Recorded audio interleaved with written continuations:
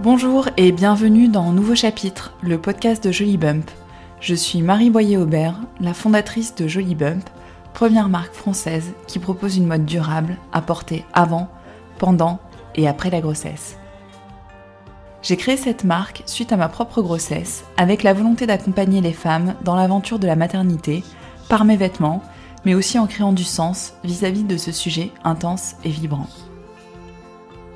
Ce podcast, c'est le blog audio de Joli Bump.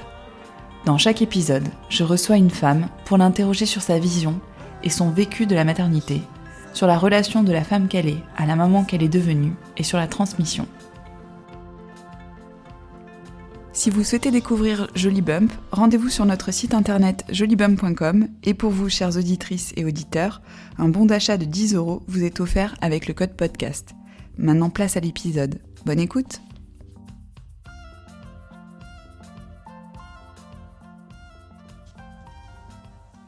Bonjour et bienvenue dans ce nouvel épisode de Nouveau Chapitre. Alors aujourd'hui c'est un épisode un petit peu particulier et inédit parce que je suis très heureuse d'interviewer Clara et Mika. Donc ça va être une interview croisée, papa-maman. Et donc Clara et Mika qui sont les parents de Thelma qui a 5 ans et demi et des jumeaux Lou et Pio qui ont 6 mois. Donc bonjour à tous les deux. Bonjour. Bonjour. Alors est-ce que vous pourriez s'il vous plaît vous présenter ? Alors moi c'est Clara, j'ai 31 ans, je suis attachée de presse, j'ai monté mon agence et je suis la maman de Thelma, Lou et Pio. Et en ce qui me concerne, donc Mika, le père de Thelma, Pio et Lou, et je suis auteur radio, télé et animateur radio. Super, merci pour cette présentation. On va commencer avec la question rituelle de Nouveau Chapitre. Donc, en fait, l'idée, c'est de savoir comment vous avez appréhendé votre rôle de parent. Est-ce que, on va commencer par le commencement, est-ce que vous avez toujours eu envie d'avoir des enfants ? Comment ça s'est passé ? Alors moi, j'ai toujours eu envie d'avoir des enfants. J'ai 4 sœurs, donc j'ai vraiment grandi dans un univers avec plein d'enfants. Donc pour moi, c'était évident de devenir maman également. Bon, pour ça, il fallait trouver le mari. Donc C'est vrai. à partir du moment où j'ai rencontré Mika, on s'est mis en tête d'avoir des enfants assez vite parce que je suis tombée enceinte de Thelma. Ça faisait 1 an et demi qu'on était ensemble. D'accord. Donc ça a été quand même une grande évidence pour nous deux. Oui, et surtout une évidence d'avoir plusieurs enfants pour moi. Et alors, en ce qui me concerne, moi je suis fils unique, donc c'était plus particulier. Je me voyais évidemment être père, pas forcément de nombreux enfants, mais je suis aujourd'hui peut-être le père le plus heureux du monde. Voilà, être père de 3 enfants, c'est une aventure, c'est nouveau pour moi. Voilà, j'étais seul à la maison, donc je sais ce que c'est, et je suis très heureux aujourd'hui justement d'avoir offert c'est pas un cadeau, mais d'avoir offert Pio et Lou à Thelma. Ouais, tout à fait, une fratrie. Quoi. Ouais, d'avoir créé cette fratrie autour de nous deux, ouais.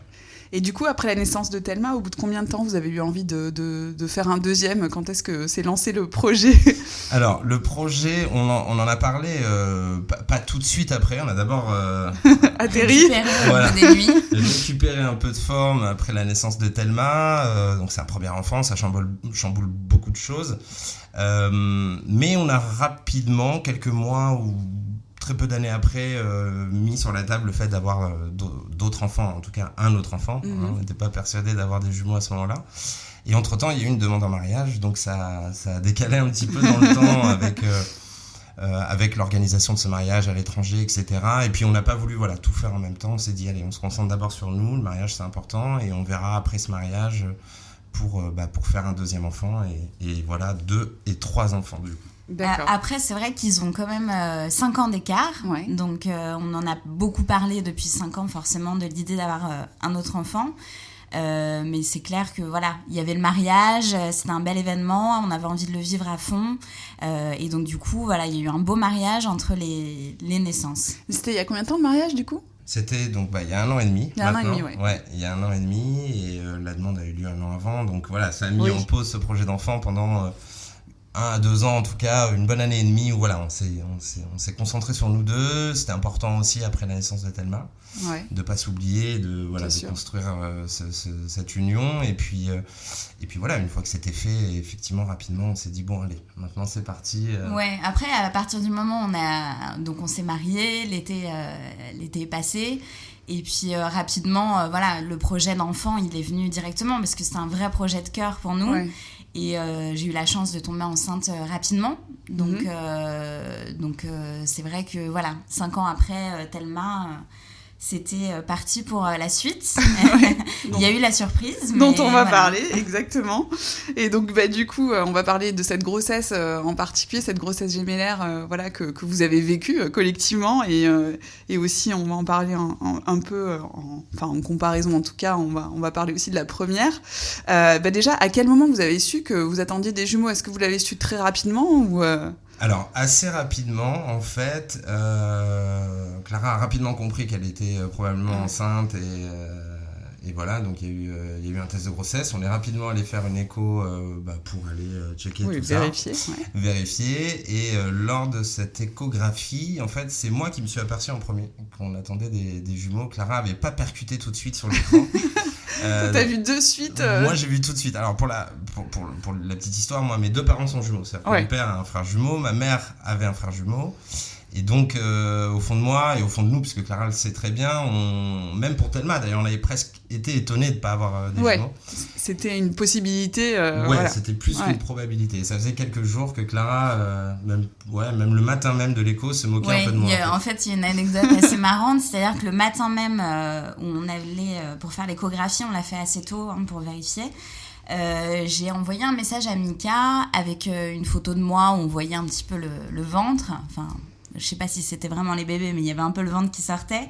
Et en fait, je lui ai envoyé un message avec cette photo en disant « Tiens, regarde les jumeaux qu'on va rencontrer aujourd'hui. » Parce que du fait que Mika ait des parents jumeaux, on a beaucoup rigolé là-dessus. Et je lui disais « C'est sûr, on va avoir des jumeaux. » C'était à la base une blague, et puis c'est vrai qu'à l'échographie Mika a vu tout de suite, moi j'ai vu rapidement évidemment, et en fait première réaction j'ai eu un fou rire quoi. Je me suis dit c'est pas possible, c'est super marrant, je lui envoie le matin même, on va voir les jumeaux. Et ce sont des jumeaux. Donc en fait, quand vous l'avez appris, finalement, il y a eu pas vraiment de la surprise, quoi. Finalement, c'était... qu'est-ce que vous avez ressenti quand vous l'avez appris ? Une confirmation ? Non, alors il y avait quand même cette surprise, parce que même si on se dit forcément que ça peut nous arriver, et effectivement, on en rigolait beaucoup, et parce que les jumeaux dans l'inconscient collectif, c'est évidemment très mignon de voir 2 petits bébés, 2 petits frères, 2 petites sœurs, ou frères et sœurs, comme c'est le cas pour nous. Après, on s'y attendait plus quand j'étais enceinte de Thelma, où là, on se disait, c'est sûr, on va avoir des jumeaux. Là, un peu moins. Là, un peu moins. Mais Clara a beaucoup ri, effectivement. Moi, je dis pas que j'ai pas ri, mais j'ai tout de suite pris conscience du changement que ça allait être dans nos vies. En fait, immédiatement, peut-être le côté papa très pragmatique, mais je me suis tout de suite dit, voilà, là, attention, là, on a 2 enfants en même temps, on va passer de 1 à 3 enfants, il y a beaucoup de choses qui se sont bousculées. Plus sur l'aspect pratique. T'avais une pancarte, j'ai l'impression, devant tes yeux, de famille nombreuse. Et ça, c'est le truc que Mika m'a dit le soir même, c'est...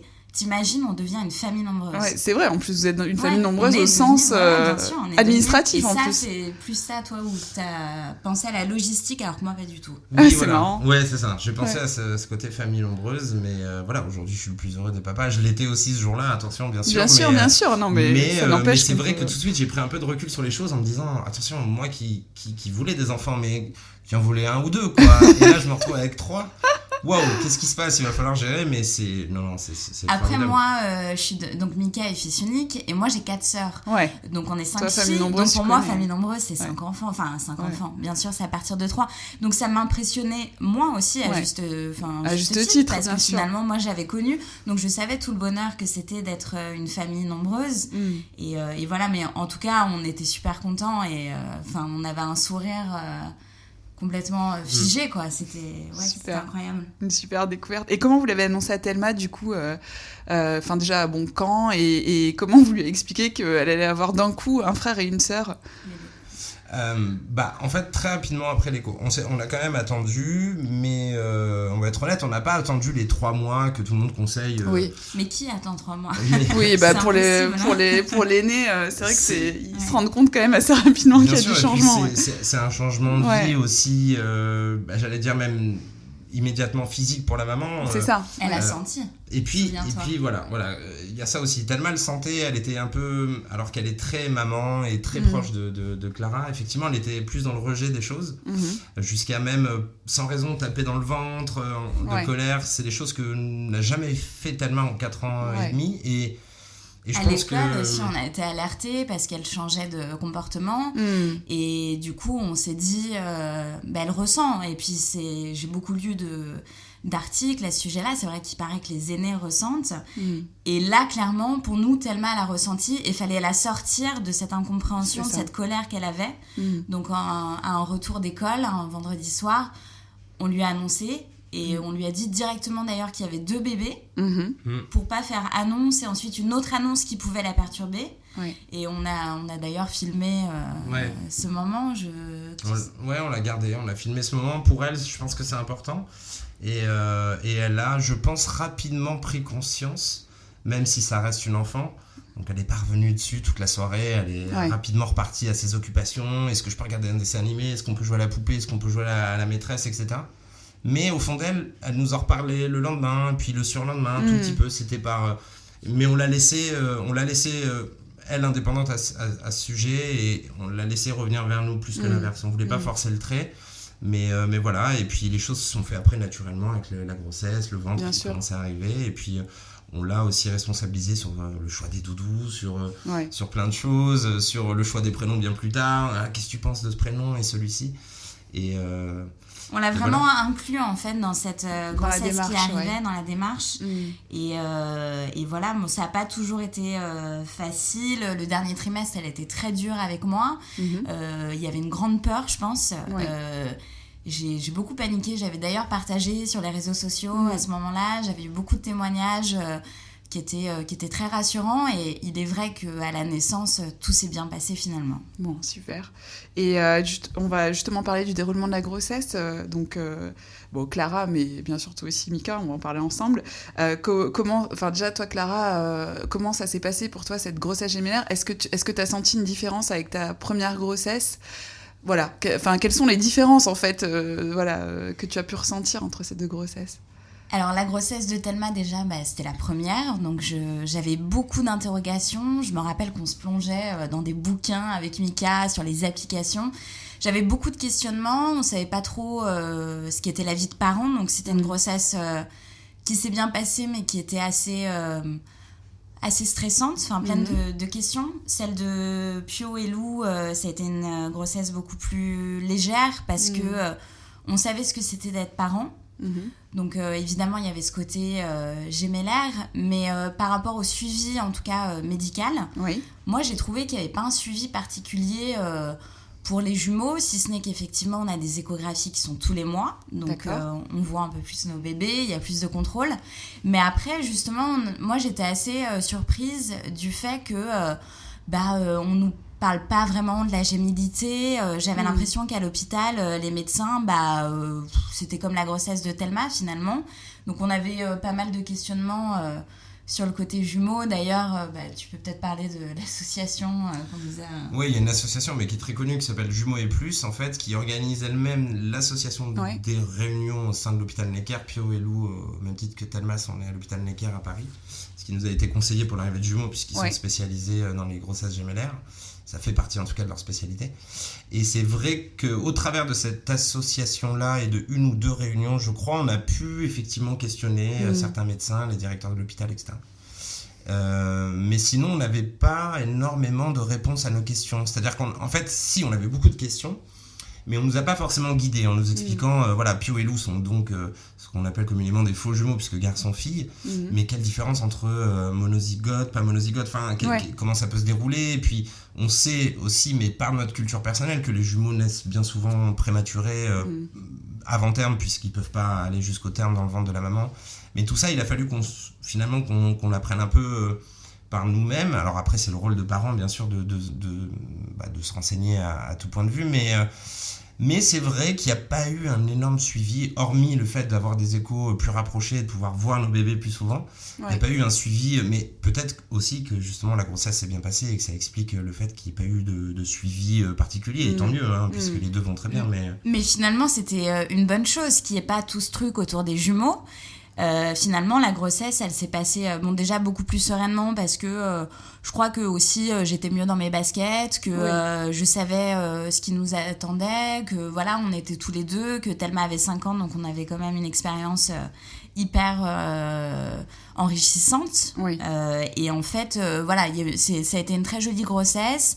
Il n'y a pas eu de soucis particuliers, donc voilà. Mais sinon, voilà, j'ai trouvé la grossesse de Thelma plus compliquée que celle des jumeaux, en fait. Oui, parce que c'était l'inconnu. Ouais. Là, du coup, t'étais préparée. Finalement, en fait, toi, en termes de sensations, il n'y a pas de sensation. Non, je sais pas, ça m'intrigue. Il n'y a pas de sensation différente, ou est-ce que tu sens vraiment les deux bébés, tu vois? Alors moi, j'ai beaucoup senti Pio dans mon ventre. Ah, tu savais lequel c'était? Ouais, parce que du coup, ils n'ont pas bougé de toute la grossesse. En tout cas, à partir du moment où on a vu où ils étaient vraiment. Et en fait, Pio bougeait énormément. Donc je pense que Lou s'est pris des coups, mais pas possible. Lou, elle était plus discrète. Ouais. Et d'ailleurs, c'est encore le cas aujourd'hui. Donc c'est marrant, il y a une personnalité dès le début.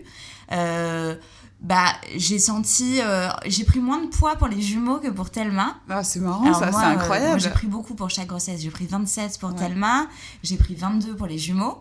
Donc oui, il y a le côté du ventre où forcément en fait c'était tout aussi gênant pour Thelma parce que j'avais beaucoup pris. Il y avait plus de coups. Alors est-ce que c'est le côté petit garçon? Peut-être, j'en sais rien. Peut-être que c'est pas qu'une rumeur. En tout cas, il était beaucoup plus actif dans mon ventre. Ah ouais, je suis enceinte d'un garçon, je confirme. Ça bouge beaucoup plus par rapport à ma fille, donc c'est peut-être ça, tu vois.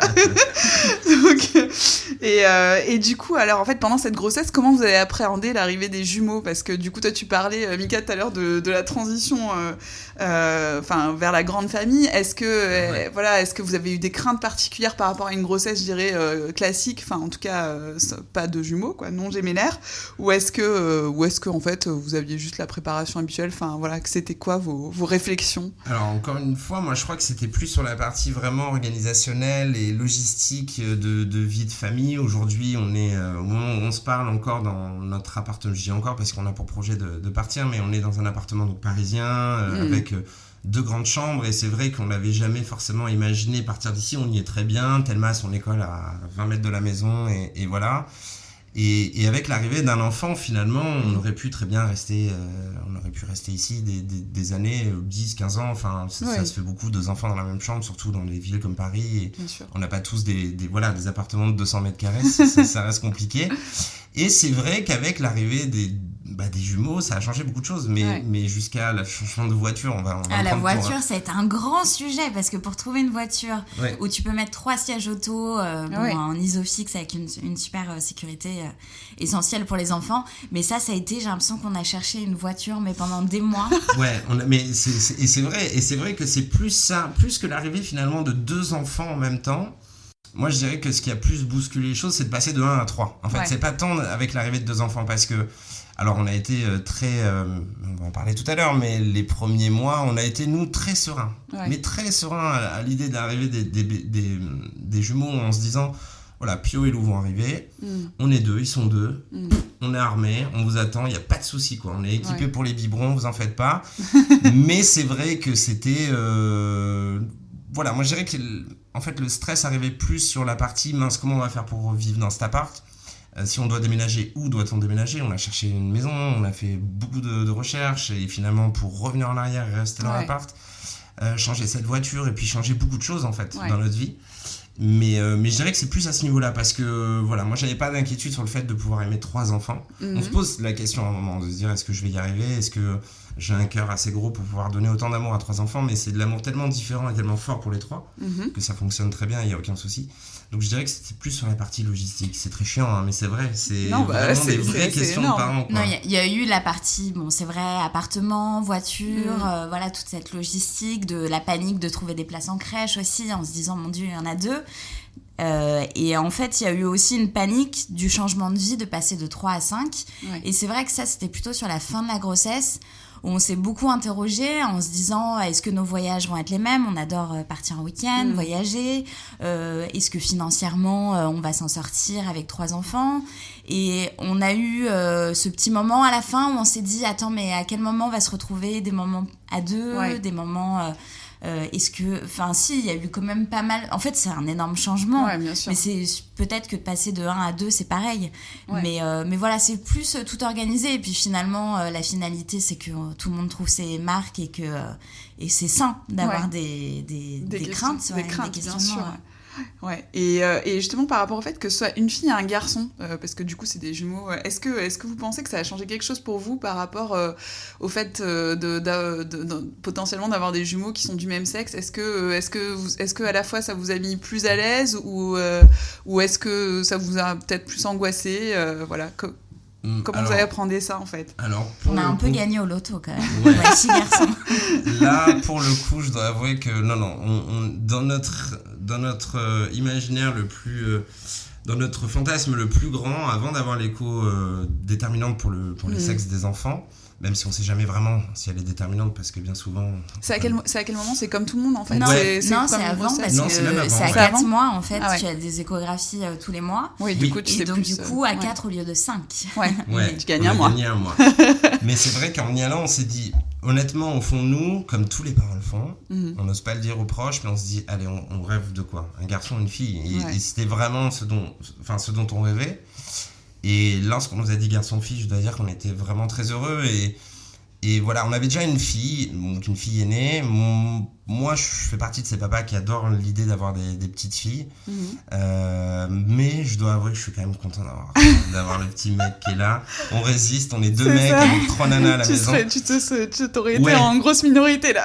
Mon beau-père, c'est son cas. C'est vrai. Il est père de 5 filles et ça a été, il a été accompagné de 6 femmes toute sa vie. Et Moi, l'arrivée de Pio dans la famille, c'est incroyable parce que j'ai une sœur aînée qui a eu une fille également. Moi, j'avais eu Thelma. Et donc, du coup, enfin, un garçon dans notre famille. C'est le roi, quoi. D'accord. Après, moi, sur le côté fille-garçon, moi, j'ai beaucoup aimé aussi en pensant à eux, en me disant que, voilà, c'est peut-être... Je sais pas, en fait, si c'est facile d'avoir une sœur jumelle, je m'imagine, parce que je me dis qu'on est quand même sans cesse peut-être comparés, voilà, on n'a pas forcément les mêmes personnalités, et en fait, je me dis, voilà, ça leur permet aussi d'avoir une identité... à chacun, en fait, finalement, on a une fille, un garçon, et moi, c'est ce qui a fait aussi que je me considère pas tant que ça maman de jumeaux, donc Mika énormément, et moi, en fait, j'ai un peu du mal à capter que je suis dans cette bulle des mamans de jumeaux, je me vois vraiment maman de 3. D'accord. Et peut-être parce que c'est fille-garçon, justement, je pense que ça m'aide à appréhender ça me fait penser peut-être un peu plus comme ça, Et alors après, du coup, on va parler de la transition vers leur arrivée. Comment ça s'est passé, en fait? Est-ce qu'ils sont nés à terme? Parce que des fois, en fait, on entend souvent que les grossesses gémellaires, souvent, en fait, ils naissent prématurément. Donc, vous, comment ça s'est passé? Est-ce qu'ils sont nés à terme? Est-ce que l'accouchement était prévu? Voilà. Alors, on avait une... Voilà. Vas-y. Ils sont nés à 35 semaines et 2 jours. Donc, moi, j'avais une date de rendez-vous qui était 2 semaines après, au cas où, voilà, il n'y ait pas eu de naissance à ce moment-là. Puisqu'effectivement, quand on est enceinte de jumeaux, on accouche avant.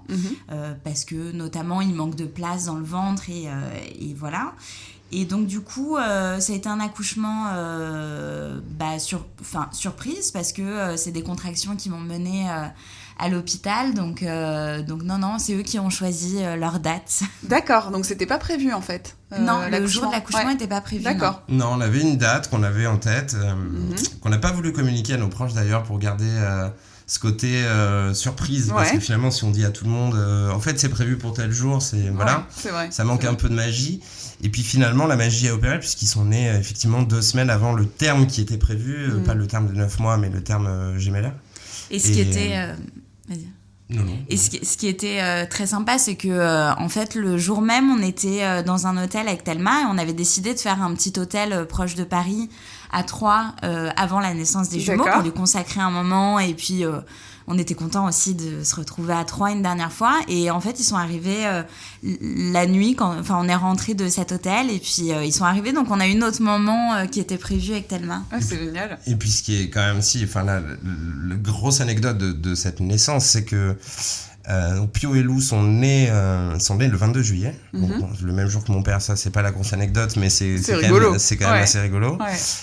Mais ils sont surtout nés le jour où Thelma partait en vacances pendant une semaine à Marrakech avec sa grand-mère, avec la mère de Clara. Vacances qui étaient prévues puisque le terme arrivait l'été, donc on n'avait pas pu prévoir de réelles vacances loin de Paris et que c'était un peu compliqué de le prévoir. Donc on voulait pas priver de Thelma d'une vraie belle semaine de vacances, donc il était convenu qu'elle parte une semaine avec sa mamie à Marrakech. Et Clara est partie aux urgences, je l'ai rejointe plus tard, mais elle est partie aux urgences la veille au soir du départ. Et Thelma prenait l'avion, je crois, à 10-11 heures du matin. Ouais. Et là, il s'est vraiment posé la question de qu'est-ce qu'on fait ? Est-ce qu'on annule les vacances de Thelma pour qu'elle puisse rencontrer son frère et sa sœur et on la prive, entre guillemets, de cette semaine de vacances, mais pour le plus beau cadeau du monde, ou est-ce qu'on la laisse partir ? Et finalement, on a décidé de la laisser partir et ça a été, je pense, la meilleure décision qu'on ait prise puisque l'arrivée de jumeaux... tout allait bien à la naissance, mais voilà, c'était des petits bébés, donc il fallait un peu les surveiller, etc. Et je pense qu'on aurait malheureusement pas pu faire autrement que de se concentrer sur eux et pas sur elle. Et je pense que ça aurait été un moment plus difficile pour elle. Là, elle a pu les rencontrer, faire sa semaine de vacances. C'est voilà. timing parfait, quoi. Timing parfait. Ouais, et puis Mika a pu l'appeler quand elle était à l'aéroport, donc... Pile après l'accouchement, elle n'avait pas encore décollé et Mika l'a appelée du coup en FaceTime, quoi, en caméra. Et elle a une super réaction. Alors moi, j'étais pas là à ce moment-là, mais ma sœur qui prenait l'avion avec Thelma a filmé la réaction de Thelma, donc j'ai le souvenir aussi. Et en fait, elle a super bien réagi et elle était aussi contente de partir en vacances. Donc, moi, c'était ma hantise qu'elle parte en vacances et que j'accouche cette semaine-là. Ça n'a pas loupé. C'est marrant, ouais. J'ai accouché le matin où elle est partie. Et c'est vrai que comme ils sont nés quand même prématurés, même si c'était pas de la grande prématurée, ils ont eu besoin de quelques soins. Et donc, pendant la semaine à l'hôpital, qui était initialement notre semaine sans enfant, Thelma part en vacances, on se repose une semaine avant l'arrivée. On se retrouve. En fait, on a pu bien s'occuper de Pio, de Lou. Il y a eu aucune visite. Thelma a été la première visite, donc ça, on a vraiment voulu attendre. Donc, c'est Thelma qui a rencontré en premier son frère et sa sœur. Ah, super. Et alors, du coup, ils faisaient combien, en fait ? Ils pesaient combien à leur naissance ? 2 kilos chacun. 2 kilos 100, 2 kilos 3. Oui, donc c'était... C'était des petits bébés, mais pas non plus... Non, ça va, voilà. ça va. Ouais. Et vous avez pu rentrer au bout de combien de temps ? Alors, du coup, ils sont restés sous surveillance pendant combien de temps ? Une semaine, en fait. Une semaine voilà, une semaine. Chacun à leur rythme. Alors, ils se tiraient un peu la bourse. C'est assez marrant, d'ailleurs, parce qu'un coup, c'était Pio qui régulait bien sa température. Et là, ça va parler aux parents qui ont connu ça. Voilà, c'est pas grand chose, mais qui sont dans les petites couveuses où ils n'arrivent pas à réguler. Et puis d'un coup, Pio y arrivait. Alors on était, waouh, super. Et puis le lendemain, c'était Lou qui arrivait mieux que lui. Alors on se disait, oula, mais attends, il se tire la bourre. Voilà, ça a duré une semaine. Et le retour a été marrant aussi, parce qu'encore une fois, le retour s'est axé sur Thelma. Tu sais, on a pu. En fait. Je suis sortie de l'hôpital avant les bébés. Donc ça a été super dur parce qu'ils avaient encore besoin de soins. Donc je suis sortie avant les bébés et en fait il se trouve que le jour de ma sortie c'était le jour du retour de Thelma. D'accord. Et donc du coup avec Mika on a été à l'aéroport chercher Thelma. On avait un petit ballon bleu et rose, une petite pancarte et on a passé du coup une nuit. Donc on l'a emmenée au fast-food quand elle est rentrée. On a dormi tous les trois et on a eu un autre moment à 3 avant le lendemain d'aller chercher les petits. Ils sont sortis le lendemain, les petits. Ils sont sortis le lendemain du retour de Thelma, ouais. Ah, ouais, c'est timing, vous l'avez fait exprès, c'est pas possible. Voilà, c'est ça. Si on avait pu le scénariser, on l'aurait scénarisé comme ça, en fait. Ouais, c'est incroyable. On a eu beaucoup de chance là-dessus. Ouais. Et du coup, alors là, on va parler du retour à la maison. Comment ça se passe les premiers mois, les premiers instants, en fait, un peu vertigineux quand on rentre avec un bébé. Donc j'imagine avec 2 bébés à la maison, comment ça se passe, quoi. Le retour, on est quand même un peu fatigué de la semaine, de l'accouchement. C'était une semaine de canicule en plus, donc à Paris, c'est vraiment pas agréable. Le retour, on était content de rentrer à la maison. Enfin, moi, j'ai toujours aimé ce retour à la maison. Je trouve qu'à la maternité, on est... Voilà, il y a sans cesse quelqu'un qui rentre dans ta chambre, t'as des visites qui sont fatigantes, donc je trouve qu'on est quand même mieux à la maison. Le retour... Moi, j'ai voulu organiser une séance photo parce que je voulais absolument des photos de mes bébés tout petits. Je suis super contente, on a des super souvenirs, mais on était KO, donc c'était une très mauvaise idée de le faire aussi vite. On a pris nos marques assez vite. Le premier mois était plutôt cool, en fait. C'est ce que j'allais dire, on a fait un peu les malins. En fait, on est rentré et on avait oublié qu'un bébé, et surtout, genre, je sais pas si c'est symptomatique du tout des bébés... encore une fois, nés avant terme, parce que prématurés, voilà, mais je sais pas si c'est symptomatique de leur âge ou de leur poids, donc en fait, il fallait les nourrir régulièrement, donc du coup, ils dormaient beaucoup, etc. Et c'est vrai qu'on a fait un peu les malins, parce que le premier mois, on a été super étonnés. Alors oui, il y a un rythme qui est compliqué, un biberon toutes les 3 heures, x2. Donc ça fait beaucoup de biberons par jour. Ouais. Ça fait 8 biberons par bébé, si je ne me trompe pas. Autant de couches. Voilà, ça fait 16 biberons au total par jour. Alors c'est, vas-y, fais le prochain, je fais celui d'après. Le début est compliqué, mais malgré tout, on était déjà sur notre petit nuage, bien sûr.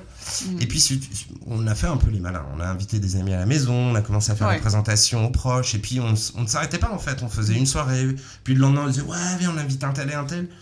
Et puis, en fait, on a eu, je dirais, au un mois, le truc est retombé. En fait, ça a été un coup de massue, parce que déjà la fatigue s'est accumulée, la fatigue physique, fatigue morale aussi, parce que on redescend petit à petit de notre nuage et on devient là dans le concret. On est parents vraiment de 3 enfants, on est en plein été encore, donc la grande qui veut il fait 30 degrés, papa j'ai chaud, la piscine, la plage, et pourquoi on va pas se balader? On va pas se balader parce qu'on est fatigué et c'est compliqué. En fait, c'est ça qui a été le plus Thelma difficile. était en vacances, donc on n'a pas eu le retour à la maison avec la grande qui est à l'école, avec son rythme. C'est qu'on était vraiment à 5 dans notre appartement parisien où il faisait hyper chaud, et on était à 5 tout le temps. On a fait quelques sorties, mais bon, et puis nous on mourait d'envie de partir en vacances avec Mika.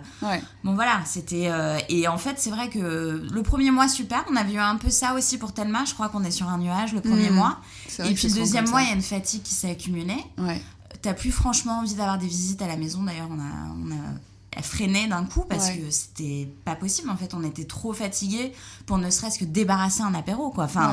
Et en fait le deuxième mois les nuits ça a été compliqué quoi. Moi je me rappelle de nuits où voilà, on est dans le canapé à pas d'heure, on regarde tous les programmes télé pour survivre au biberon. On fait que laver des biberons, donc juste faire la vaisselle de ces biberons, t'en peux plus.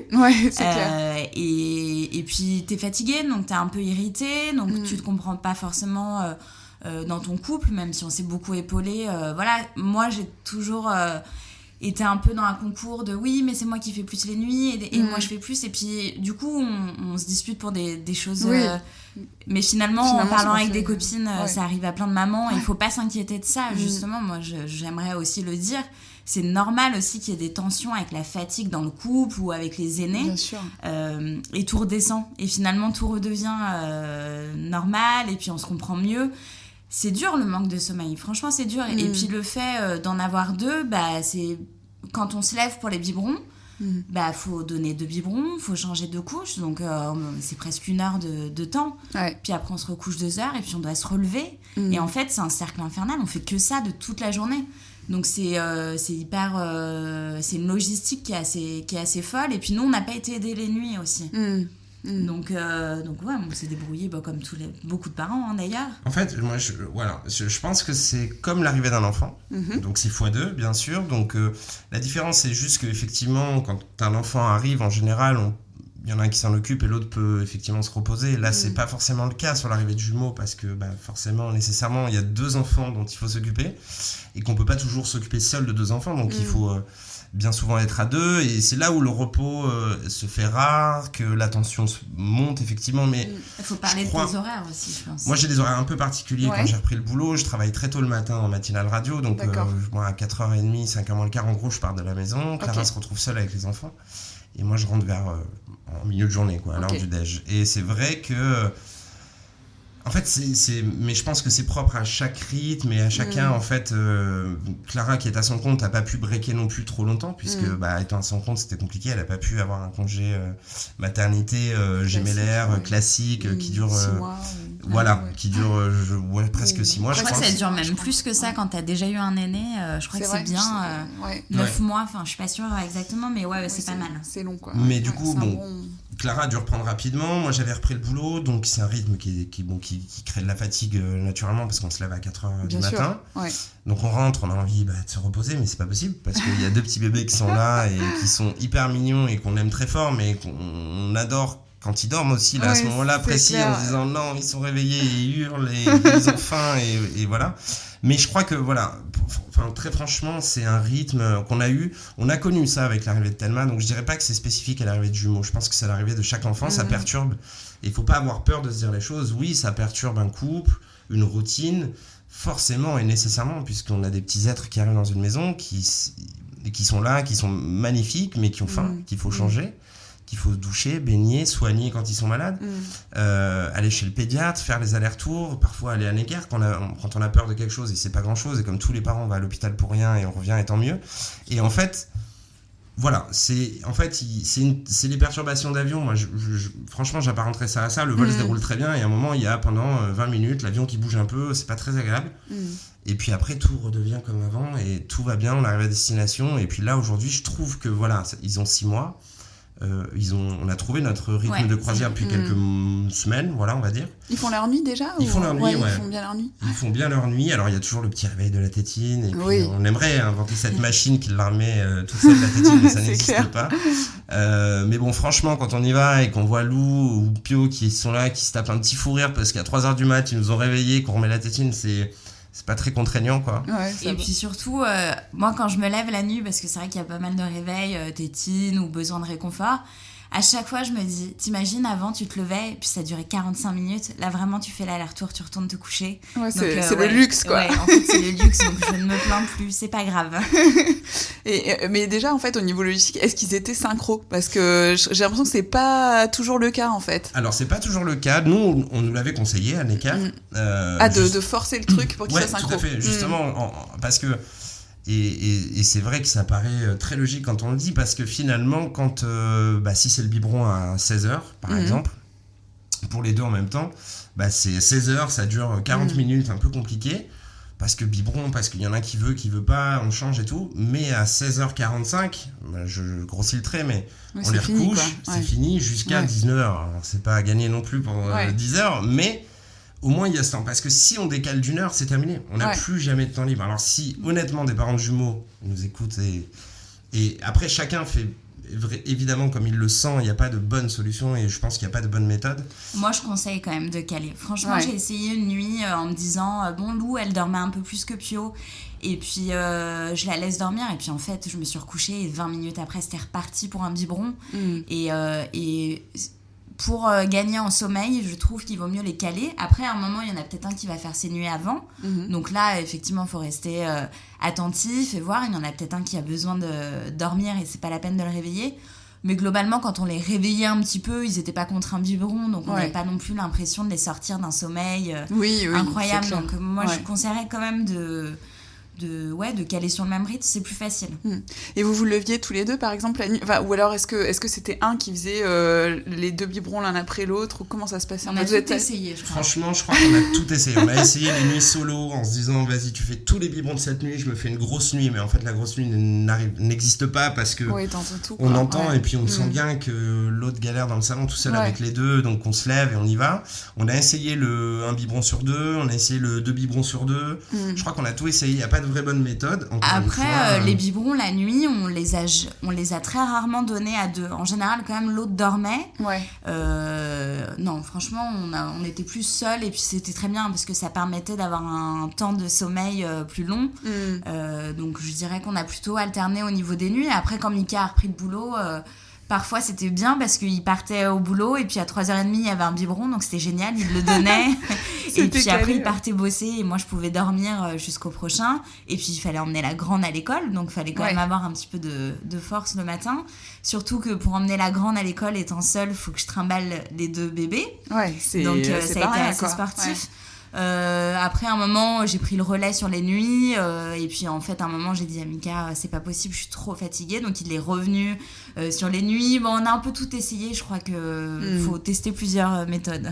Et puis il faut s'écouter, s'il y en a un qui est épuisé, il faut se dire les choses. Je sais qu'on est très long sur cette réponse, mais factuellement je dirais mais c'est intéressant parce que honnêtement il faut pas avoir peur de dire à l'autre écoute, là je suis vraiment au bord, c'est-à-dire que j'ai franchi la ligne, c'est-à-dire que là je peux plus, je suis épuisé moralement, même plus physiquement, c'est-à-dire que moralement et ça arrive à tous les bons parents ont forcément à un moment été fatigués.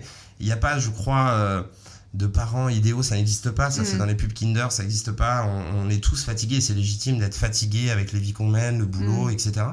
Ou peu importe d'ailleurs, juste d'être parent, c'est pas un métier, mais ça pourrait l'être. Ça pourrait l'être, et donc c'est juste humain et légitime d'être fatigué, et ça on se l'est dit, à un moment on s'est dit écoute, il faut se le dire, disons-nous les choses, si à un moment on n'y arrive plus, et je sais que c'est déjà arrivé, moi je l'ai déjà dit à Clara, et inversement, Clara me l'a déjà dit, écoute chérie, là je ne peux pas. C'est-à-dire que je suis épuisé, mais je parle de ça la nuit, quoi, quand il est 2h30, 3h, et qu'il se réveille. Oui, les discussions à 3h autour des biberons.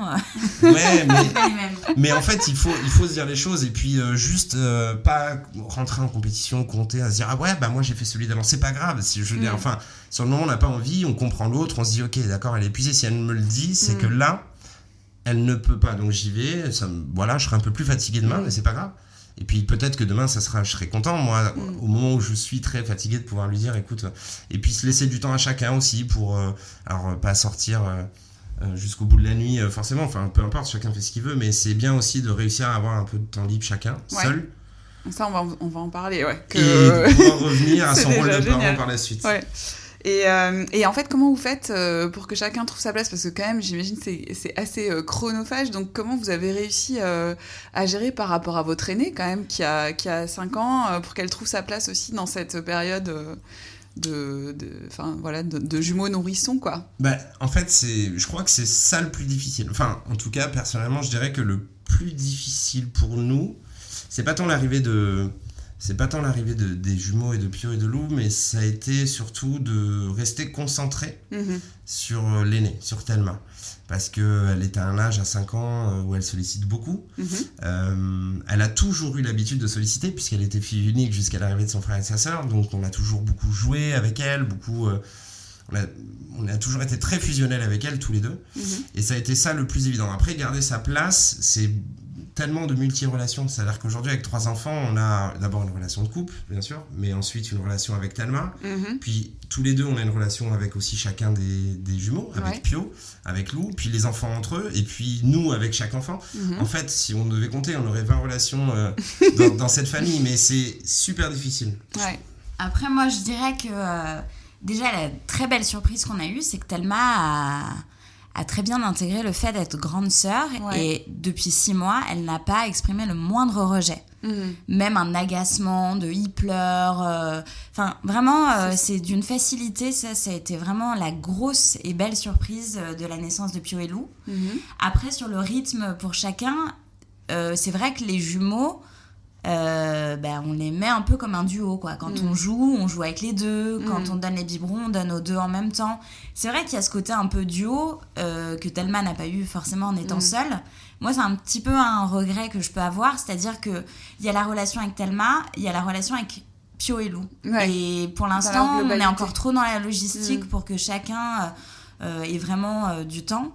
Et après, une relation qui est peut-être la plus importante, c'est la relation du couple, parce que si des parents sont sereins et s'entendent bien, ça se ressent dans toute la famille. Donc ça, on a beaucoup fait garder les enfants, et on s'est fait énormément de restos, de sorties en couple. Super. Par rapport à Thelma, beaucoup plus d'ailleurs.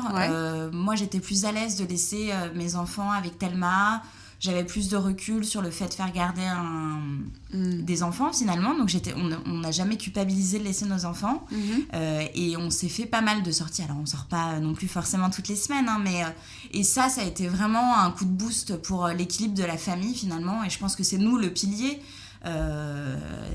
Notre humeur... moi, quand je suis stressée, mes enfants sont stressés. Quand je suis pas bien, mes enfants sont pas bien. Et en fait, c'est des éponges. Et ça, c'est vraiment... même dans les premiers mois, quand on est un peu stressé, on a eu des moments où les enfants, c'était dur, mais parce que nous, on était stressés. Bon, après, on était fatigués, c'est le serpent qui se mord la queue. Mais je dirais qu'on fait très attention à la relation de couple pour avoir une belle harmonie familiale.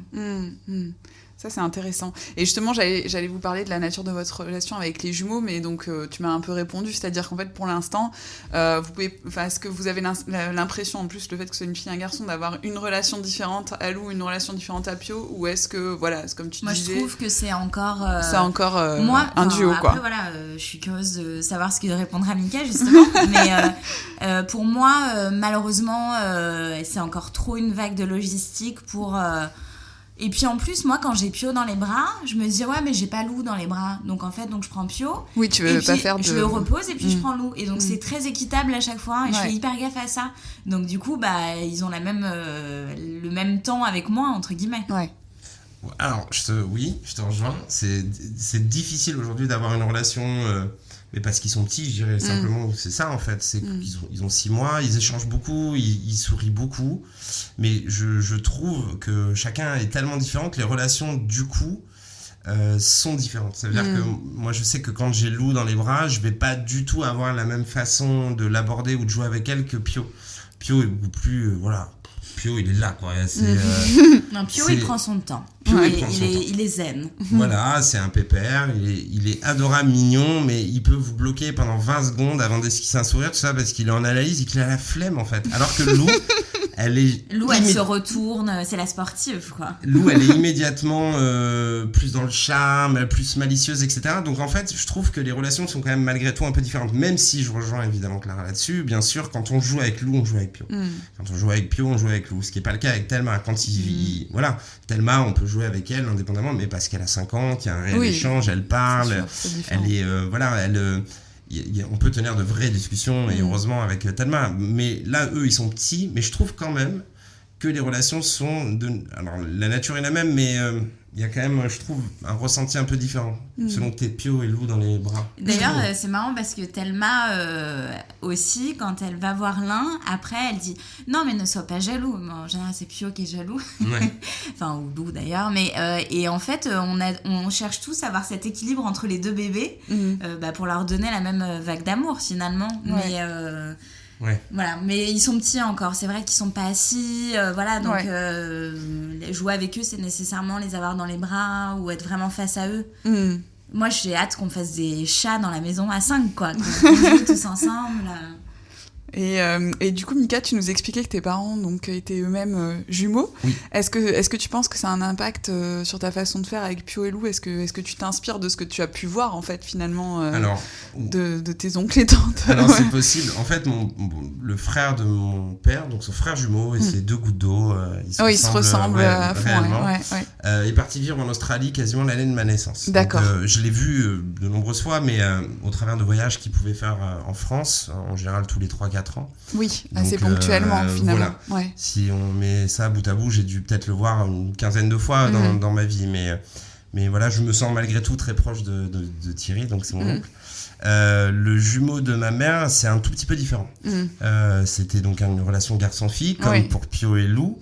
Et effectivement, j'ai plus vécu cette relation du fait que je voyais beaucoup plus mon oncle, en fait, dont j'étais très proche pendant de nombreuses années. Et c'est vrai que j'ai le sentiment que Pio et Lou en fait cultive déjà un peu cette relation que pouvait avoir ma mère avec son frère, un peu taquin, avec un Pio un peu bonhomme costaud qui s'en fiche un peu mais qui sans sa sœur ferait pas trop le malin, quoi. On sent qu'il a besoin d'elle et que quand elle est pas là il est un peu triste. Lou qui fait l'indépendante, mais bon, je t'aime mon frère. Bon, voilà, mais juste parce que c'est garçon-fille et que du coup je me projette plus vers ça. Mais je sais que mon père m'a beaucoup parlé de la gémellité, du lien qu'il avait et aussi un peu, faut le dire, du manque affectif qu'il avait avec son frère qui vit à Sydney en Australie depuis plus de 30 ans. Et dès qu'il le voit, et là c'est le cas, dans quelques semaines, ils vont venir voir justement les jumeaux. Mon oncle rentre en France pour quelques jours et il a à cœur de venir voir effectivement nos enfants. Donc ils vont venir à la maison, mais mon père m'a tellement parlé de cette relation fusionnelle, du manque affectif qu'il a eu de voir son frère partir, et puis j'ai tellement vu ma mère et mon père que forcément, moi je vois peut-être plus le côté jumeau que Clara, mais peut-être pour ça aussi, parce que j'ai baigné dans ce... C'était incroyable. Quand j'étais jeune, tous mes copains hallucinaient quand je leur disais. Non, mais c'est incroyable. Quand j'étais ado et je disais, ma mère, elle a un frère jumeau, mon père, il est jumeau. Ils me disaient, waouh, je leur montrais des photos, ils hallucinaient. Alors pour moi, c'était juste normal d'avoir des jumeaux dans sa famille. Je me mais quoi, vous avez pas de jumeaux dans votre famille ? Moi, c'était normal pour moi. Ouais, donc du coup, ça a quand même un. Enfin, voilà, tu y penses. Enfin, j'imagine, ça paraît logique, Mais évidemment, je vois Lou, évidemment, je vois Pio, je vois Thelma, chaque enfant est. Mais je peux pas m'empêcher au fond de moi d'avoir les jumeaux, je les appelle les jumeaux, je les appelle les twins, je les prends parfois et souvent même tous les deux en même temps dans les bras parce que pour moi l'un ne va pas sans l'autre quoi qu'il arrive. Mais il va falloir faire attention à ça, c'est vrai aussi parce que chacun est indépendant et que surtout Thelma ne se sent pas seule quelque part. Bien sûr. Ce sont 3 enfants indépendants chacun. Unique, mais oui, Pio et Lou, quoi qu'il arrive, de toute façon, sont liés par leur grossesse, enfin leur naissance ils sont jumeaux, quoi. Ouais. Ils sont très proches. Enfin, vous les sentez, ce que tu disais. En fait, tu disais que Pio, il a tendance à être un peu perdu s'il n'y a pas Lou. Ils ont une relation comment, en fait Alors, déjà, il s'est passé quelque chose d'assez incroyable. C'est-à-dire qu'au tout début, quand on est rentré à la maison le premier mois, Pio faisait énormément de bruit. Il gémissait un peu dans son lit. Et puis, il avait vraiment du mal à trouver le sommeil. Il dormait très peu. C'est très compliqué de l'endormir. Et un jour, en fait, on a décidé de les mettre dans le même lit. Ce qui m'avait été déconseillé à l'hôpital où ils sont nés, mais ce qui est conseillé dans certains hôpitaux. Donc bon. Et en fait, on les a mis dans un grand lit à barreaux à 2. Et le soir même, il a super bien dormi. Alors, c'est pas non plus ses nuits, c'est pas magique, mais on a vu un apaisement. Donc ça, déjà, c'était assez bluffant de se dire, waouh, en fait, il l'appelait. Enfin, moi, j'avais senti ça. Et en fait, aujourd'hui, ils se tiennent beaucoup la main, par exemple. C'est trop chou. Et ça, c'est hyper mignon. Ils se tiennent beaucoup la main, ils se regardent. Après, ils sont toujours un peu ensemble, finalement. On les a jamais vraiment séparés. Donc, on ne voit pas vraiment la réaction lorsque l'un des deux est absent, puisque ça n'a pas vraiment lieu. Mais par contre, il y a une affection l'un pour l'autre, mais aussi avec Thelma, en fait, finalement. C'est il y a une alchimie entre les trois, moi, qui me fait fondre. C'est magique. C'est fou. Et plus généralement, en fait, moi j'aime bien parler de transmission aussi dans le podcast. Donc, est-ce qu'il y a des valeurs essentielles que vous voulez transmettre à vos enfants ? Est-ce que c'est des choses auxquelles vous réfléchissez, vous en parlez ? On en parlait pas plus tard qu'avant que tu arrives. En fait, on parlait de ça par rapport à Thelma, on l'imaginait ado, et on partait super loin en se disant quelle connerie où on serait intransigeant et lesquels on laisserait passer plus tard. Il y a un truc qui revient souvent, donc Clara parle tout le temps, mais évidemment je peux que la rejoindre, c'est le respect, en fait, la tolérance envers les autres. Ça, on a vachement inculqué ça à Thelma, peut-être trop, on la tale avec ça, mais la preuve, dès qu'elle se fait un peu embêter, elle dit non mais moi je réponds pas trop parce qu'il faut être gentil avec tout le monde, et on lui dit non mais parfois t'as le droit de dire que t'es pas gentil. Non mais quand même c'est pas gentil de dire qu'on n'est pas gentil. Je dis non mais t'as le droit. Non mais c'est voilà, ça c'est c'est la bienveillance. C'est Thelma, moi je veux pas qu'elle se moque de qui que ce soit, en fait. Que ce soit à l'école, moi j'aimerais que mes enfants défendent un enfant qui peut être en difficulté, et ça c'est des valeurs, vraiment le respect des autres, qu'on inculque à Thelma, et pour l'instant c'est vraiment des valeurs qu'elle a. Donc on est super fiers, et c'est vraiment le respect des autres, en fait. D'accord. Se respecter. Respecter les autres. On voit tellement de choses aujourd'hui. Enfin, il y a des enfants pour qui c'est pas facile, quoi. Et demain, ça pourrait être les nôtres, en fait. On n'en sait rien. Et donc, on a à cœur, effectivement, que Thelma et plus tard Pio et Lou soient toujours, effectivement, bienveillants, respectueux et dans le respect des autres. On a le droit de rire, on a le droit... Moi, le premier, parfois, c'est mon métier, je fais des blagues, ça plaise ou ça plaise pas, mais c'est jamais malveillant, en tout cas, c'est jamais gratuit. Il y a toujours un bon fond, l'idée, quoi. c'est que voilà, on blesse jamais quelqu'un gratuitement, en fait. Et voilà, et après, non, je pense que l'esprit de fratrie, mais ça, ils l'auront naturellement, vu comme on est avec eux, on est tout le temps, tous les 5. Non, mais c'est vrai, et je pense que voilà, les valeurs de la famille, c'est quelque chose de très important. On a le droit de se fâcher, on a le droit nous-mêmes, tous les deux, parfois, de se prendre un peu le chou et tout, mais on reste une famille. Moi, j'ai trop vu dans des familles, que ce soit les miennes ou même pas, d'ailleurs, mais des familles se déchirer entre frères et sœurs, et je trouve ça super dommage, après tant de décennies d'en arriver à un peu se prendre la tête pour des choses futiles, alors qu'on reste, on a le même sang, on grandit, on a les mêmes parents, on est frères, sœurs. Et ça, voilà, après le reste, qui s'éclate, quoi. Juste, la vie, c'est... prendre la vie... de manière légère aussi, de profiter, de pas avoir peur forcément du regard des autres, on a envie qu'ils aient une vie chouette, pleine de rire. Effectivement, Mika, son univers c'est l'humour, donc les enfants rigolent beaucoup avec lui forcément. Et voilà, et nous on met beaucoup de musique à la maison, on danse beaucoup entre nous, faut qu'il y ait un peu de joie de vivre. Donc voilà, pour l'instant on les préserve des actualités qu'on peut voir un peu dures. Bon, voilà, ils sont encore dans un petit cocon, mais qu'ils y restent encore quelques années, c'est ça, en fait, qu'ils gardent leur esprit d'enfant. Je pense que l'insouciance, moi... c'est une belle valeur aussi. C'est mon plus grand regret, c'est de ne plus avoir d'insouciance, finalement, quand on devient adulte, et fortiori parent. On n'a plus vraiment toute cette insouciance sous couvert de genre, moi je m'en fous, je suis freestyle. Non, avant de prendre une décision, on réfléchit, on se dit, ok, mais quelles conséquences ça pourrait avoir ? Aujourd'hui...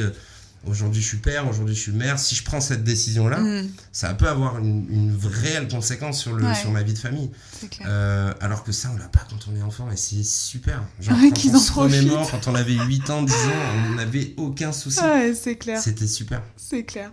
Et alors maintenant, une petite question pour Clara. En fait, du coup, je voulais savoir, Clara, c'est une question que je pose habituellement dans le podcast, donc quel rapport tu entretiens avec ton corps de maman ? Du coup, tu nous as déjà dit qu'effectivement, ta grossesse gémellaire n'avait pas forcément été plus impressionnante, on va dire, en termes de transformation. Mais voilà, donc la question, c'était ça. Alors déjà, mon corps enceinte, je l'ai beaucoup plus accepté avec les jumeaux. Parce que en fait, il y avait un truc marrant, c'est que quand j'étais enceinte de Thelma, j'ai pris 27 kilos, et beaucoup de gens me disaient « Oh là là, mais ce sont des jumeaux, vous allez accoucher demain », donc ça, c'est toujours des phrases qui m'ont agacée. Et sauf que là, quand on me disait pour Pio et Lou « Mais c'est des jumeaux », je pouvais répondre oui. Et puis en général, voilà, après, il y avait plus de discussion, donc ça, c'était cool. Et ensuite, là, en fait, les jumeaux ont 6 mois. J'ai entrepris en novembre un régime parce que en fait j'ai aussi envie de retrouver mon corps. Ça fait donc Thelma va avoir à 5 ans et demi. Quand Mika m'a connue, j'étais plus mince et en fait là voilà j'ai 3 enfants, on n'a pas de projet de 4e. Donc là maintenant mon corps je le récupère un petit peu. Tu l'avais pas récupéré entre guillemets entre les deux grossesses ? J'avais récupéré, mais bon il me restait encore quelques kilos en trop, donc voilà, là je suis en train de vraiment me sentir mieux dans mon corps et puis je pense que c'est important aussi en tant que maman de montrer qu'on est à l'aise dans son corps. J'ai pas envie que mes enfants me voient complexée, alors ils sont encore jeunes. Et donc voilà, donc là je suis en train de gommer les kilos qui me dérangent et puis voilà, pour profiter tout simplement. Donc je retrouve un peu mon corps. Les bébés ont 6 mois. Thelma, j'ai mis 2 ans à perdre, hein, donc chacun son rythme, c'est aussi le bon moment et voilà. Ouais, donc t'es plutôt à l'aise avec tout avec ça, avec la marque de la grossesse. Je suis pas sûre d'être encore en maillot de bain de pièces l'été prochain, mais je devrais, hein.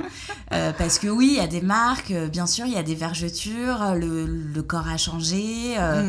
Il est moins tonique, mais bon, après, quelque part, j'ai donné la vie à 3 enfants, donc en fait, finalement, c'est beau. Donc il faut aussi s'assumer et voilà, donc rendez-vous l'été prochain, on verra. Mais non, j'ai pas de gros complexes. Je suis très fière d'avoir eu la chance de donner la vie aussi, c'est une chance. C'est vrai. Donc je suis très contente. Bon.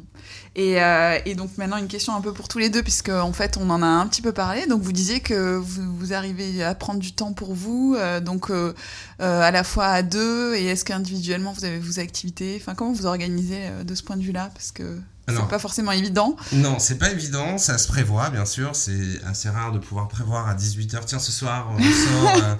Non, ça ce n'est pas possible. C'est fini. Ça peut, mais c'est assez rare. Non, en général on prévoit, mais on prévoit assez régulièrement. Effectivement, et Clara, peut-être même plus que moi, mais tous les deux on a à cœur de pouvoir s'évader, avoir des petits moments. Alors c'est pas grand chose, hein, mais c'est un resto, c'est rejoindre des amis qui sont en soirée, c'est parfois combiner ça, c'est-à-dire aller d'abord dîner et ensuite rejoindre des potes qui sont en soirée et se dire voilà, allez, on fait un package et on rentre à 2-3 heures du mat, parce que le lendemain, il y a les biberons, on va pas non plus rentrer à 6 heures comme dans notre fière jeunesse de vingtenaire, c'est plus le cas aujourd'hui, il faut assumer, on est parents de 3 enfants, mais on a à cœur de partir 1 à 2 fois par an. 2 week-ends. 2 week-ends, voilà, en général on prévoit avec la mère de Clara, le père de Clara aussi. Mon père, s'il peut être dispo, il n'est pas sur Paris, mais si on peut prévoir en amont, pourquoi pas. Et dans ce cas-là, on part 3 jours. Là, on est déjà parti depuis la naissance des jumeaux à 2. On est parti début décembre, on est parti à Budapest. Moi, j'aimerais beaucoup qu'on reparte en juin-juillet aussi tous les 2. Je pense que pour notre équilibre, et c'est ce qu'on a fait depuis la naissance de Thelma, je dirais qu'il nous faut 2 week-ends par an à 2, donc pas une semaine, hein, on s'emballe pas, 2 week-ends par an. Ensuite, effectivement, comme disait Mika, on se fait pas mal de restos. On a eu la chance de trouver une super babysitter. Oui, ce que j'allais dire, c'est pas évident. Parce que voilà, c'est une fille qui a de l'expérience avec les tout petits bébés, avec les jumeaux, qui travaille dans le médical, ce qui est rassurant aussi. Donc on sort déjà l'esprit léger, ça c'est super important d'être à l'aise. Et après, parfois, on s'est fait dessiner aussi quand on était vraiment KO, on s'est dit en fait on a envie de quoi ? On a juste envie d'être dans une salle de ciné avec un paquet de popcorn. Et en fait on l'a fait sans se prendre la tête et ça nous a fait du bien. Voilà, mais des sorties à deux... Après, le plus difficile reste, et c'est ce que tu disais dans ta question, c'est les moments seuls, réellement seuls. En fait, ça paraît difficile parce que forcément, on est dans une logistique. Clara, le matin, est seule avec les 3 enfants. En journée, quand je suis pas là, elle peut pas vraiment se poser, elle bosse, quoi. Moi, quand je rentre, c'est pareil. En général, il y a Clara. Enfin, on a rarement ces moments vraiment seuls, à 100%. Mais voilà, quand il faut en avoir, on en a. On part faire du shopping. On a chacun nos soirées, l'un et l'autre, nos groupes d'amis communs, évidemment, mais aussi séparés. Ça reste, je dirais que c'est le point sur lequel il faudrait qu'on trouve un peu notre équilibre, c'est le temps pour soi. Ouais, le temps pour soi. C'est plus difficile d'avoir un loisir. C'est plus difficile, d'avoir... Après, ça s'aménage. Je veux dire, voilà, on fait plus les activités le soir, mais on les fait peut-être le midi. Voilà, enfin, tout s'aménage, en fait. C'est possible, c'est juste qu'il faut prévoir plus en amont, mais... La clé, c'est quand même, je pense, et je reviens sur ce que disait Clara tout à l'heure, si le couple est épanoui ensemble, a priori, les enfants le sont aussi. Ça, c'est sûr. Voilà. C'est sûr. Et pour finir donc, cette interview, est-ce que vous avez des inspirations ou des bons plans à partager, par exemple, des livres que vous avez lus ou des inspirations un peu qui vous ont aidé ou qui vous aident encore au quotidien ? Alors nous, quelque chose qui nous aide beaucoup, c'est de partir de notre appartement en week-end. D'accord. Donc ça, c'est un conseil que je donnerais à tous les futurs parents de jumeaux ou d'ailleurs les futurs parents. C'est pourquoi pas pendant la grossesse se mettre un petit peu d'argent de côté tous les mois pour pouvoir partir en week-end. Parce qu'en fait, quand on est dans cette logistique assez folle des premiers mois avec des bébés, on peut plus voir notre appart ou notre maison. Et en fait, juste de s'évader, de partir un week-end le plus simplement du monde, dans un petit Airbnb pas trop cher. Et en fait, après, d'avoir le plaisir de rentrer à la maison. Enfin, voilà, nous, on a fait beaucoup de week-ends et à chaque fois, ça nous fait un bien. Là, on rentre de week-end, d'ailleurs. Ouais. Et en fait, juste prendre l'air et sortir de la maison. Nous, c'est quelque chose qui nous a depuis toujours... fait beaucoup de bien. Ouais. On se prévoit aussi pas mal de voyages en amont que moi j'appelle les échéances de bonheur et on prend nos billets très à l'avance pour avoir des prix abordables et voilà, en fait, d'avoir toujours en tête cette petite échéance d'un voyage, je sais pas, là on s'est programmé par exemple en juillet un voyage au Portugal, dans un coin de la tête, quand on est un peu fatigué, que ça va pas, moi je me dis ah ouais, mais on va partir en vacances, ça va être bien. Et puis voilà, c'est un peu positif. Bon, moi, ce serait les voyages, mais parce que je suis passionnée de ça, les voyages et les week-ends. Après. Non, mais si, je rejoins Clara là-dessus. Je pense que c'est. Chacun, on peut faire comme il peut. Et voilà, et nous, on pourrait pas partir 15 fois par mois non plus. Donc, en général, on prévoit ça en amont. Et voilà, mais après, je sais pas si c'est peut-être pas propre aux Parisiens aussi, ou des grandes villes, quoi. Paris, Lyon. Même Marseille, enfin je sais pas. Après à Marseille, moi qui viens du sud de la France, j'avais moins besoin de partir. J'avais pas d'enfants. T'as moins besoin de sortir. On a moins besoin de sortir quand on est dans le sud et qu'on a déjà une petite maison, un petit jardin. C'est pas grand chose. À Paris, un jardin, ça n'existe pas. Donc juste avoir un coin de verdure, effectivement, on est obligé de partir de Paris. Mais non, je dirais qu'en fait, il faut réussir aussi à passer au-dessus. Au-dessus de la flemme, en fait, il n'y a pas d'autre mot. C'est-à-dire qu'on est bien souvent tenté par le fait de ne rien faire. C'est-à-dire que le samedi, c'est le week-end, on se dit allez, on glande, on va juste à l'épicerie, au marché à côté, on va racheter un poulet, 2 carottes et on fait à manger et on fait rien de la journée. Et en fait, on peut pas vraiment glander avec 3 enfants. Non, non, mais justement, en fait, on se rend bien compte que nous, on s'en rend compte. Je pense que c'est valable pour tous les enfants. Quand on prend la voiture, ils dorment. Quand on bouge en poussette, ils dorment. Et quand bien même ils dorment pas, ils profitent, ils regardent, ils vivent, ils profitent. Et je dis ça, c'est paradoxal parce que nous, en ce moment, on est justement en train de se dire, mais qu'est-ce qu'on fout, quoi ? Les week-ends, on ne fait rien. Et je pense qu'il faut réussir à aller au-delà de sa flemme, mais comme pour tout, en fait, et juste se dire, allez. On y va, on va se balader, mais même dans la forêt à côté, dans le parc, on va courir, on va au bord de la plage si on habite dans le sud, ou dans le nord, ou dans l'ouest. Enfin voilà, on va en forêt, on fait peu importe, on fait un truc, mais on le fait. Et juste, après les inspirations, Non, les livres et tout, non, on lit pas, nous on n'a pas le temps. Bah, si, on lit plein d'histoires à Thelma, mais nous on lit pas, ouais, c'est clair. On se reparle dans quelques mois peut-être, mais les livres sur le transat et tout, je sais pas, je pense dans quelques années. Ouais, c'est clair. Si, les playlists, les playlists musique, on écoute beaucoup de musique. Ça, c'est aussi. cool, musique, c'est. Voilà. Non, mais ça, c'est bien aussi, parce que ça permet de mettre une ambiance. Ouais, ça, c'est chouette. C'est un bon conseil aussi. Donc, des playlists Spotify à prévoir dans la grossesse. Exactement. Ouais. Il y a une chose qu'on voudrait vraiment dire avec Mika, parce qu'on parle beaucoup de la gémellité aujourd'hui. Oui. Non, je ne suis pas enceinte. Non, ce qu'on voudrait dire, c'est que nous, quand on a appris que j'attendais des jumeaux, on a croisé énormément de gens dans la rue. D'ailleurs, depuis qu'on a les bébés en poussette, dès qu'on se balade, qui ont des réflexions très agaçantes en fait. Bon courage, oh là là, c'est dur, vous verrez dans 5 ans ça ira mieux. Et je me suis rendu compte que quand on attendait des jumeaux, on avait beaucoup de commentaires comme ça. J'ai échangé avec des personnes qui attendent des jumeaux sur Instagram aussi, qui ont eu les mêmes réflexions. Et en fait, prenez du recul sur ces réflexions-là, parce que des jumeaux, c'est que du bonheur. Donc oui, on est fatigué, oui, il y a une logistique, mais qui est la même pour les futurs parents d'un enfant. Juste prenez du recul, ne stressez pas, parce que voilà, on finit toujours par s'en sortir, on finit toujours par redormir, et c'est magique. Vous allez découvrir les rires des enfants, le lien qui unit les jumeaux, que nous on découvre à peine, mais qui est déjà magique. Et juste de prendre du recul sur toutes ces réflexions. Oui, c'est vrai que c'est l'image. C'est pas la panique d'avoir des jumeaux, en fait, c'est une chance d'avoir des jumeaux, c'est une chance d'avoir des enfants. C'est une chance pour une famille, c'est une très belle relation. Nous, on la découvre, on n'est pas jumeaux nous-mêmes. Juste, en fait, c'est une chance. Et voilà, faut pas stresser, c'est quelque chose de positif. Et ça, on voulait vraiment. T'ont mis en colère, hein, dis donc. Ah ouais. Non, mais c'est important. Non, mais c'est vrai, Clara. Non, mais toi aussi, c'est vrai. Non, mais c'est quelque chose auquel il faut faire attention. Voilà. Là, on a beaucoup parlé de gémellité, donc si effectivement il y a quelque chose à retenir, c'est beaucoup de bonheur. Mais du coup, laissez le bonheur aux gens, en fait. Ouais, c'est clair. Enfin, je pense que les gens qui nous écoutent sont forcément et nécessairement intéressés par la grossesse, la gémellité, donc c'est plutôt des gens qui attendent un heureux événement, ou en tout cas qui ont une curiosité autour de ce sujet, ou qui tout simplement ont envie d'écouter ton podcast, et ils font très bien.